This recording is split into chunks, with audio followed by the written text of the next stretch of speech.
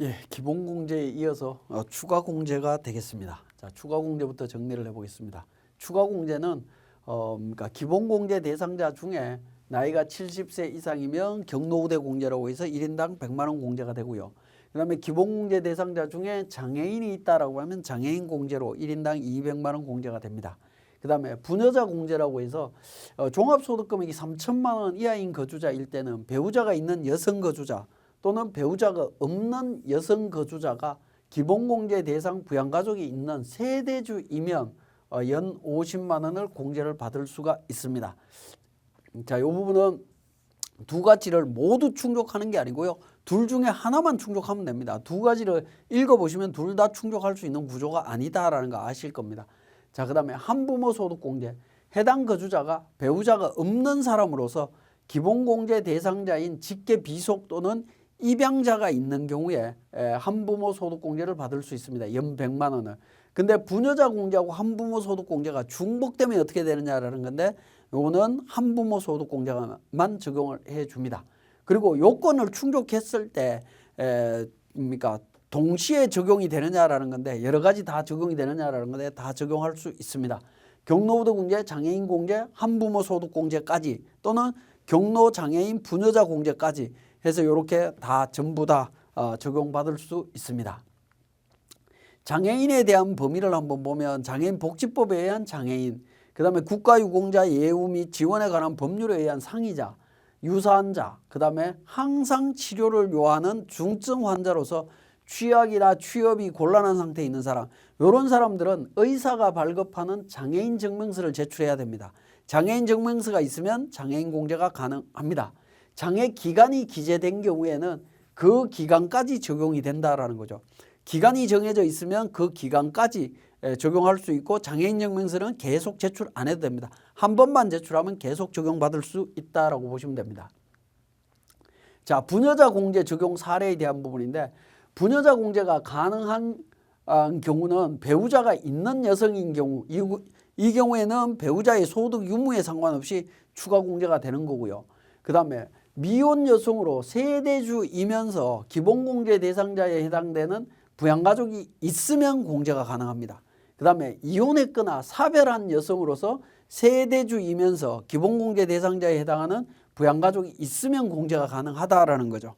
자, 이렇게 이제 조건을 맞춰서 적용을 하시면 되겠고 부녀자 공제가 불가능한 경우에는 미혼 여성인데 기본공제 대상자에 해당하는 부양가족이 있으나 세대주가 아닌 경우 또는 배우자가 없는 여성으로서 기본공제 대상자인 부양가족이 없는 경우 이런 경우에는 부녀자 공제를 못 받습니다.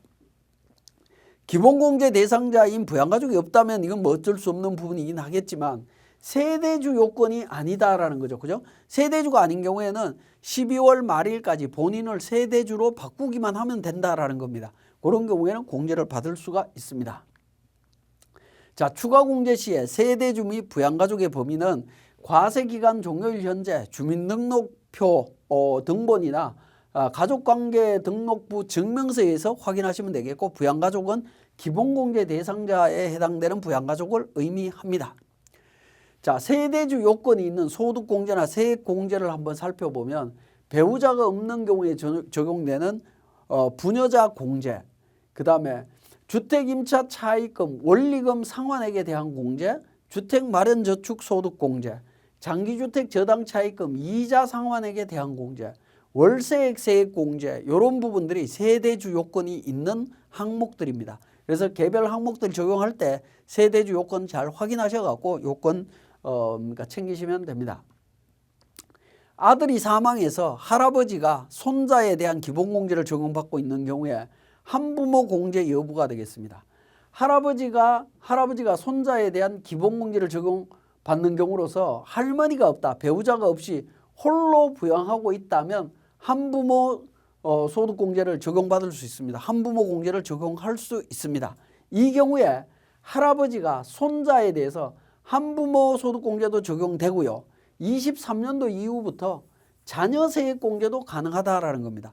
원래 손자녀는 자녀세액공제가 안 되는데 요 경우에는 자녀세액공제도 가능한 걸로 지금 이제 법이 개정이 됐죠. 그래서 자녀세액공제도 받을 수 있습니다. 자, 부양가족이 장애인일 때 어떻게 될 거냐라는 건데 기본공제 대상자 따질 때 나이에 제한이 없습니다. 장애인은. 그다음에 추가공제 연 200만 원 적용받을 수 있고요. 자녀세액공제를 적용할 때 기본공제 대상자인 8세 이상으로서 20세 초과자도 가능합니다. 장애인일 때는 20세 초과자도. 그 다음에 특별세액공제에서 보험료 쪽에서는 장애인 전용 보장성 보험에 대한 부분 추가 가능하고요. 교육비에 대해서 지출액의 15%, 장애인 특수교육비는 전액 공제가 되도록 되어 있죠. 그 다음에 의료비에 대해서도 총급여 3% 초과 의료비 중에 장애인 의료비는 전액 공제 대상자가 됩니다.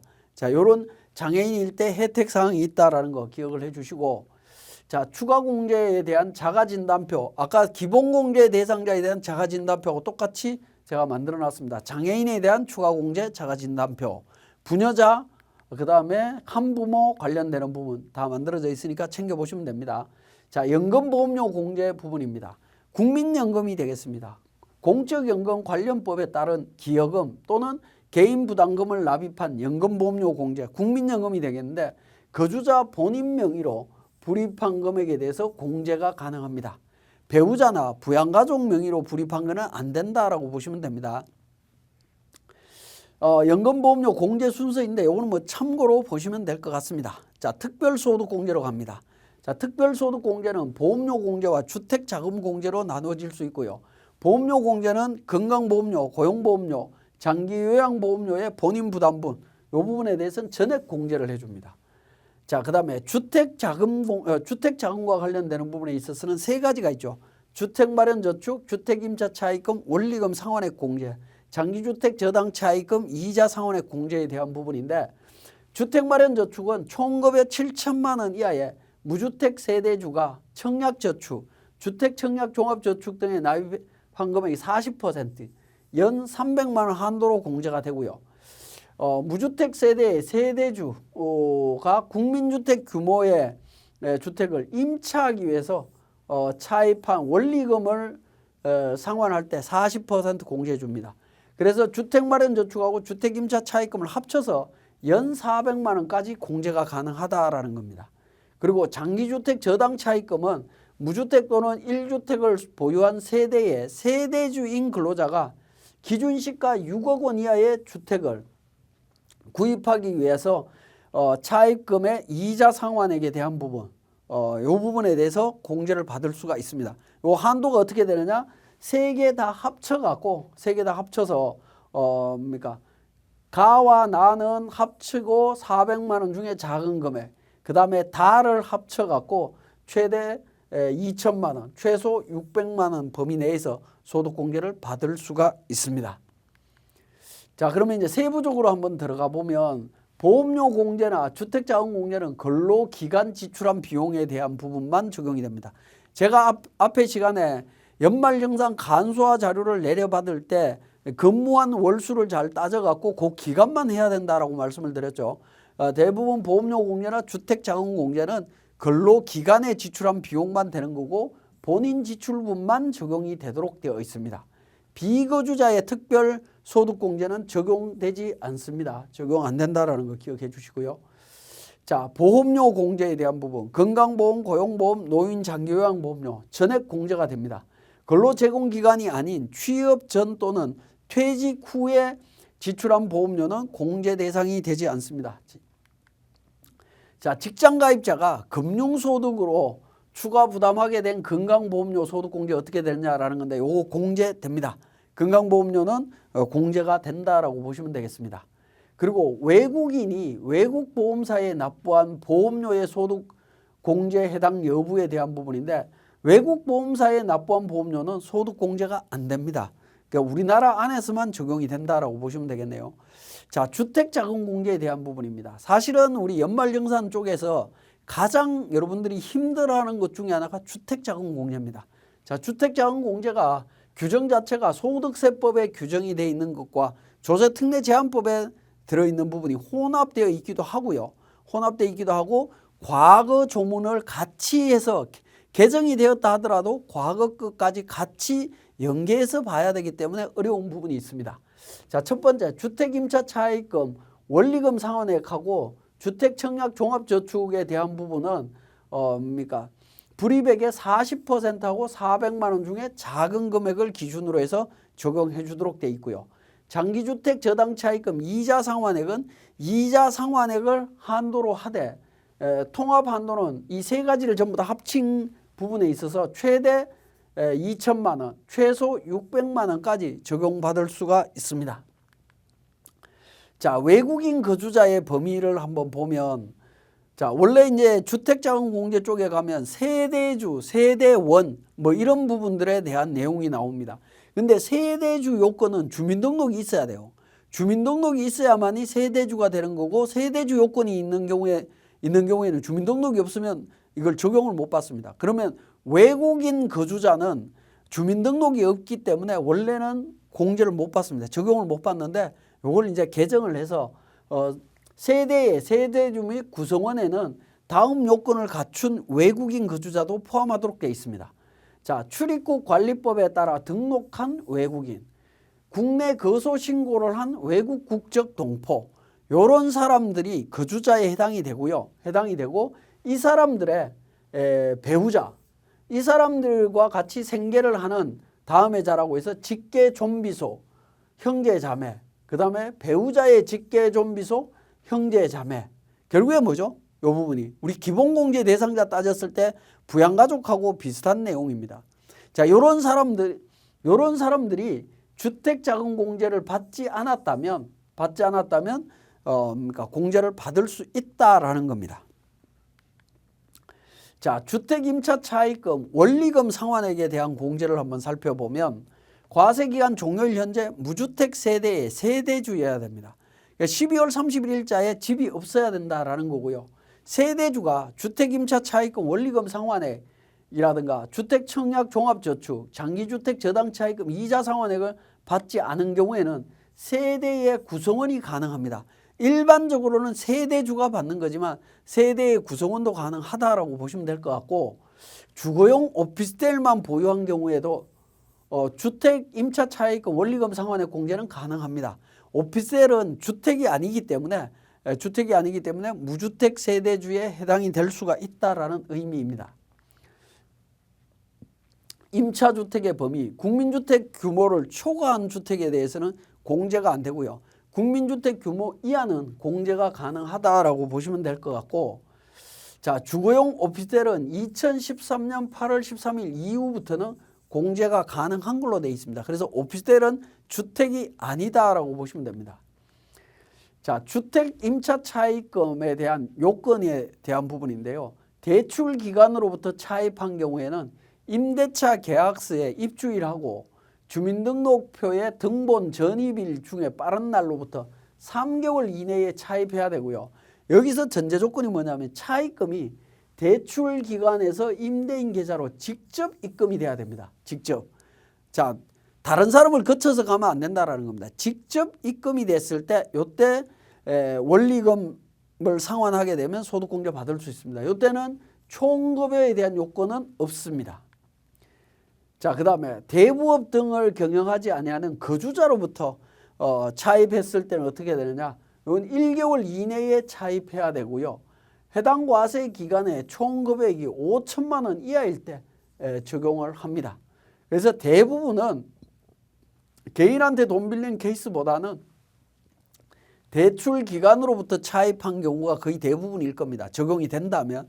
그래서 이때 주의하실 건 대출 기관으로부터 임대인의 계좌로 직접 들어가야 됩니다. 요즘 전세자금 대출하면 직접 들어가도록 되어 있습니다. 구조 자체가. 그래서 직접의 의미는 대출기관과 임대인 사이에 임차인 등 다른 자를 거치지 아니하여야 한다라는 겁니다. 거치지 않고 다이렉트로 가야 된다라고 보시면 됩니다. 자, 주택임차 차입금의 소득 공제 요건이 되겠습니다. 원리금 상환액에 대해서 소득 공제 가능하냐라는 건데 대출 기관으로부터 차입한 것 가능하고요. 그 외의 자도 가능합니다. 그죠? 가능하고요. 차입 시점은 전입일 전입일 전후 3개월 이내. 근데 거주자로부터 차입한 거는 1개월 이내. 기간이 좀 다르다라는 거고, 임대인 계좌로 직접 송금해야 되느냐라는 건데, 대출 기관에서 임대인 계좌로 직접. 근데 그러니까 거주자로부터 차입한 건 송금 요건이 없습니다. 그 다음에 총급여 요건, 대출 기간에 관련되는 부분은 총급여라든가 차입금 이자율 요건은 없습니다. 그런데 거주자로부터 차입했을 때는 총급여가 5천만 원 이하이고요. 법정 이자율보다 높은 이자율의 차입금만 적용을 하도록 되어 있다라는 겁니다. 자, 이것도 이제 서로 비교해서 한번 정리하실 필요가 있습니다. 주택임차 차입금, 원리금 상환액의 소득공제 요건에 대한 부분이 나오는데, 자, 착오로 임차인 계좌로 입금시켰다가 금융기관이 이를 회수하고 임대인 계좌로 직접 송금한 경우에는 직접 송금한 걸로 인정을 해줍니다. 이건 바로 금융기관에서 수정을 했기 때문에 인정이 된다라고 보시면 됩니다. 자, 주택임차 차입금 원리금 상환액에 대한 공제에 대한 자가진단표도 제가 만들어 놨습니다. 여러분들 실무하실 때는 좀 참고하시면 좋을 것 같고요. 주택청약종합저축 등에 대한 소득공제 관련해서 해당 과세 기간에 총급액이 7천만 원 이하인 근로소득이 있는 거주자에 해당이 돼야 되겠고, 해당 과세 기간 중에 주택을 소유하지 않은 세대의 세대주여야 됩니다. 주택을 소유하지 않아야 된다. 무주택이어야 된다라는 거죠. 중요한 건 뭐죠? 과세 기간 중이라고 돼 있죠. 1월 1일부터 12월 31일 사이에 집이 없어야 됩니다. 아예 원천적으로. 세대주 여부는 과세기간 종료일 현재 기준으로 적용을 해주시면 되겠습니다.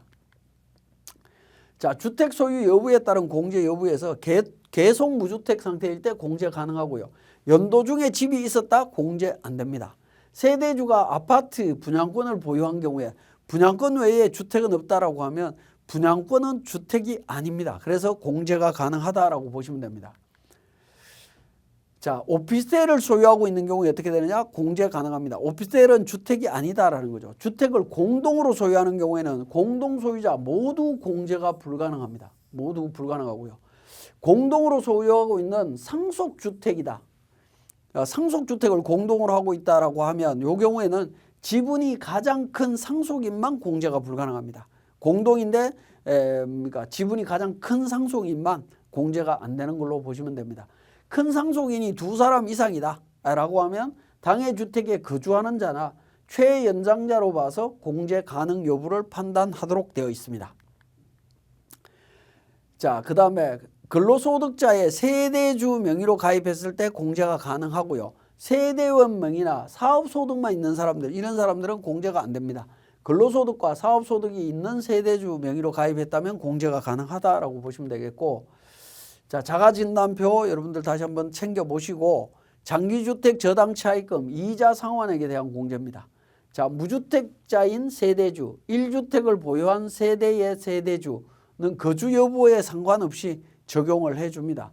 세대주가 주택 관련 소득공제를 받지 아니한 경우에 세대의 구성원은 실거주하는 경우에만 적용이 가능하다라는 거고요. 세대주 판정은 과세기간 종료일 현재 상황에 따라서 판단을 해주시면 됩니다.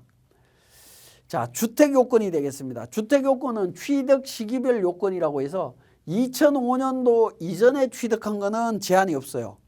근데 2013년도 이전에 취득한 건 3억 원, 2018년도는 4억 원, 23년도 5억 원, 24년도 이후에 6억 원으로 바뀌었습니다.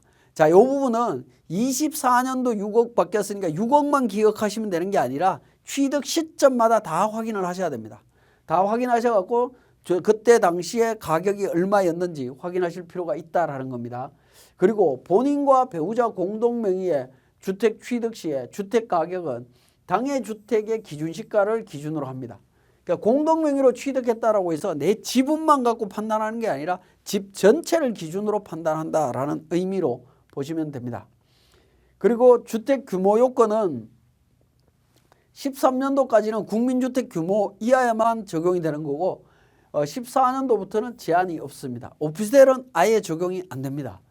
그리고 2005년도 이전에는 2주택 이상 시에 실거주주택만 적용이 되는데 2006년도부터는 과세기간 종료일 현재 2주택 보유 시에 배제되도록 되어 있습니다.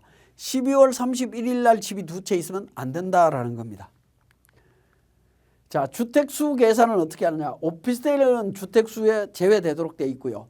공동소유는 각자 1주택으로 봅니다. 거주가 불가능한 폐가는 제외하도록 되어 있고요. 그 다음에 2013년도 이전 차입금의 경우에 다가구 주택은 단독주택으로 보고 판단하도록 되어 있고 상속 공동주택은 지분이 큰 사람으로 하도록 되어 있습니다.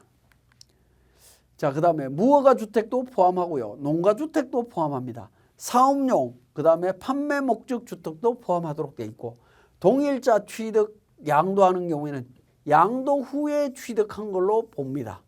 그 다음에 세대원 소유주택은 포함하도록 되어 있다는 겁니다. 이렇게 이제 주택수를 따져갖고 주택이 몇 채 있는지를 다 확인을 해 보셔야 됩니다. 자, 장기주택 저당 차입금 요건에 대한 부분인데 2000년 이후에는 3개월 이내에 차입한 부분에 대해서만 적용을 해줍니다. 3개월 이내에요.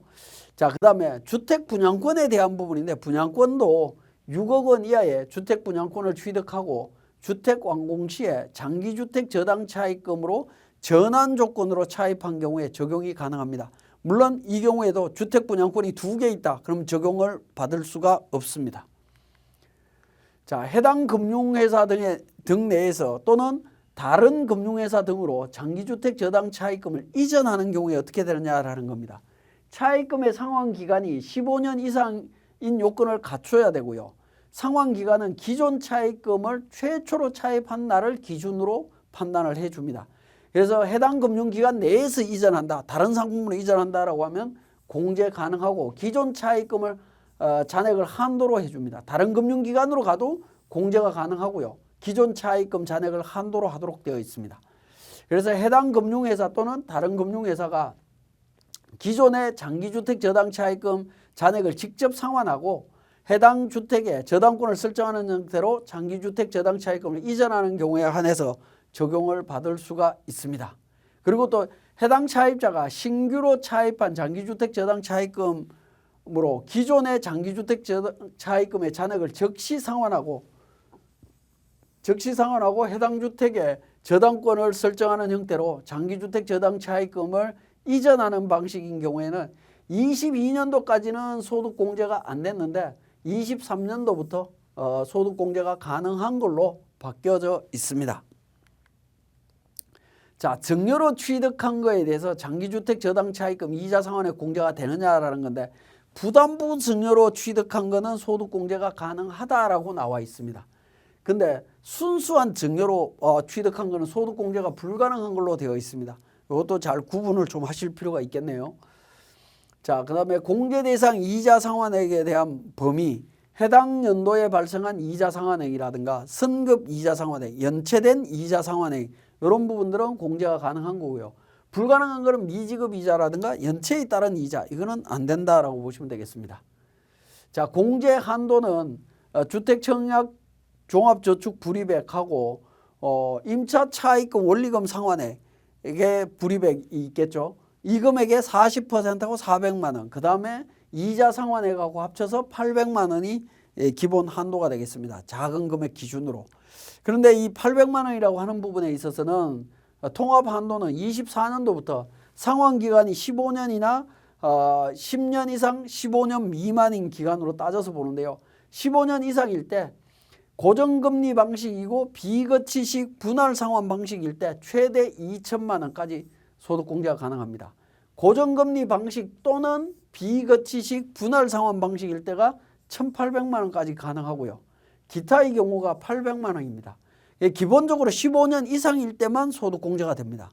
그런데 상환기간이 10년 이상 15년 사이에 있을 때 고정금리 또는 비거치식 분할 상환 방식으로 갈 때는 600만 원까지 소득공제를 받을 수 있어요. 그런데 기타의 경우에는 적용을 못 받습니다. 적용을 못 받습니다. 그래서 한도 규정을 좀 잘 한번 살펴보시고 적용을 하시면 되겠습니다.